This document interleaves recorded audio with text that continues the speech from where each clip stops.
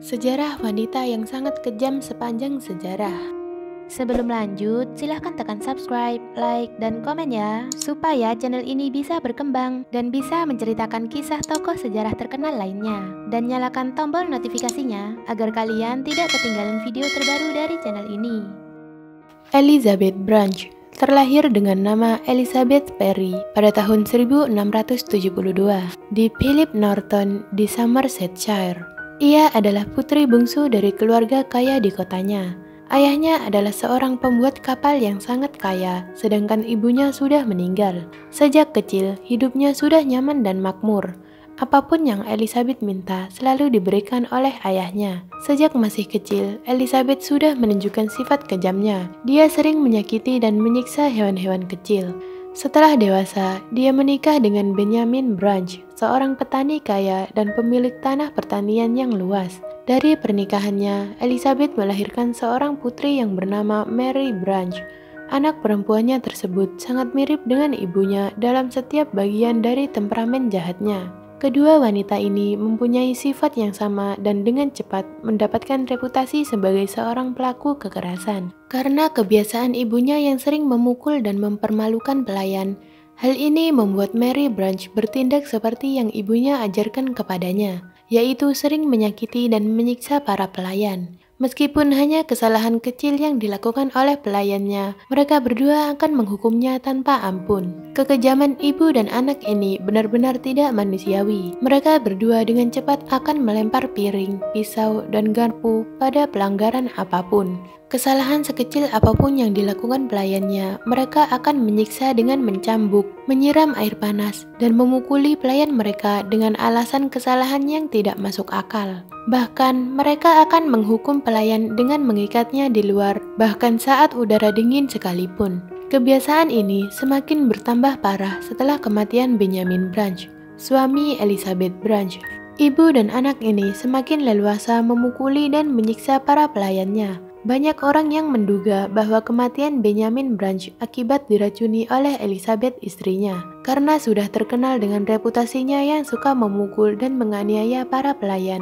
Setelah kematian Benjamin Branch, tidak ada orang lokal yang mau bekerja menjadi pelayan mereka lagi.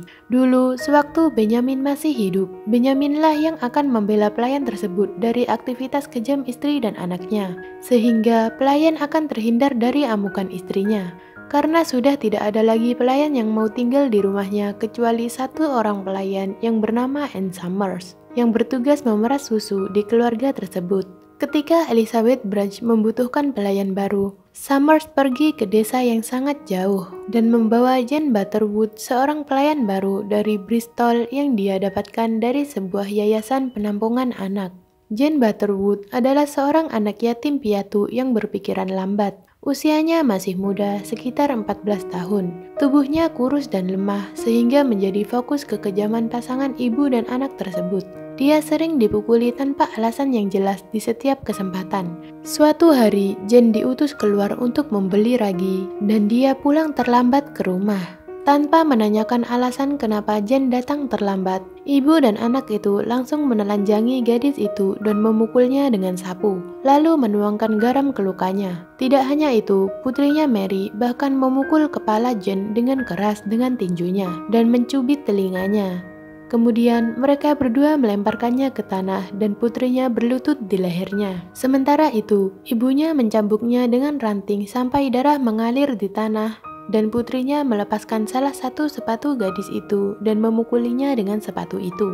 Jane menangis memohon belas kasihan, dan setelah beberapa perjuangan, dia berhasil berlari ke ruang tamu. Tapi, ibu dan putrinya terus mengikutinya dan memukulnya dengan sapu sampai dia jatuh pingsan. Setelah itu, putrinya Mary melemparkan seember air ke badannya dan menyiksanya dengan kekejaman lain yang sangat menjijikkan. Anne Summers, seorang pelayan pemerah susu, memasuki rumah pertanian dan menemukan Jane terbaring dengan genangan darah di sekitarnya dan dalam kondisi sudah tidak bernyawa, sementara Elizabeth duduk di depan api unggun. Malam itu, ibu dan anak tersebut memerintahkan Summers untuk tidur di samping mayat itu. Dan di tengah malam, ibu dan anak itu memutuskan untuk membuang mayat Jane. Kemudian mereka menyeret mayat itu ke ladang dan menguburnya di sana. Ann Summers yang tidak merasa aman dengan ibu dan anak itu berhasil kabur dan lari menuju kantor polisi saat pertama kali mendapat kesempatan untuk melarikan diri. Setelah petugas polisi menerima laporan Ann Summers, Elizabeth dan Mary akhirnya ditangkap.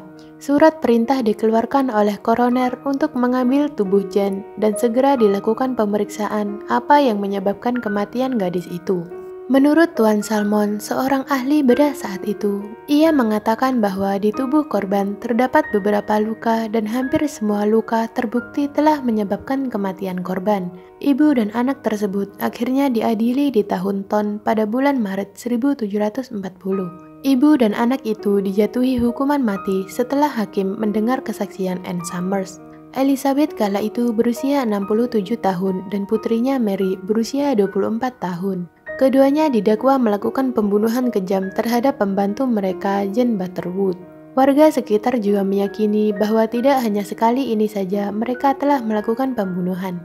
Warga juga curiga bahwa kedua terdakwa juga telah melakukan pembunuhan lain di masa lalu. Bahkan, Benjamin Branch meninggal dalam keadaan yang membuat orang lain yang tinggal di dekatnya percaya bahwa Elizabeth telah meracuninya. Tulang manusia juga ditemukan di sebuah sumur di dekat peternakan Elizabeth yang diyakini sebagai salah satu gadis pelayannya yang menghilang dan tidak pernah terdengar lagi. Ketika kasus itu pertama kali disidangkan, diketahui bahwa Elizabeth Branch telah menyuap hakim, sehingga ada beberapa penundaan persidangan sebelum akhirnya hakim yang terbukti menerima suap itu diganti. Persidangan kedua dimulai pada keesokan harinya. Persidangan ini berlangsung selama 6 jam dan setelah konsultasi singkat, hakim memutuskan kedua tahanan bersalah. Ibu dan anak tersebut akhirnya dijatuhi hukuman mati dengan cara digantung. Terlihat bahwa ekspresi Elizabeth Branch tetap tidak berubah dan dia tidak menunjukkan sikap penyesalan sama sekali. Wajahnya tetap dingin dan sombong. Elizabeth Branch dan putrinya Mary Branch dijatuhi hukuman mati pada tanggal 3 Mei 1740. Elizabeth mengatakan keinginannya untuk digantung pagi-pagi sebelum kerumunan penonton berkumpul. Tersiar kabar bahwa penduduk desa sangat marah terhadap ibu dan anak itu. Warga berencana akan mencabik-cabik dan mengeksekusinya beramai-ramai saat ibu dan anak itu masih hidup.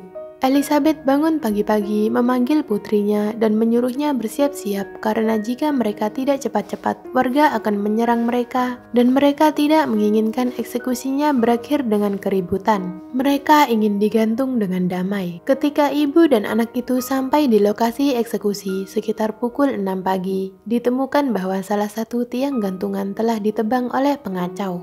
Untuk mengatasi hal itu, Nyonya Branch mengatakan bahwa dia akan siap untuk digantung di pohon terdekat sebagai gantinya.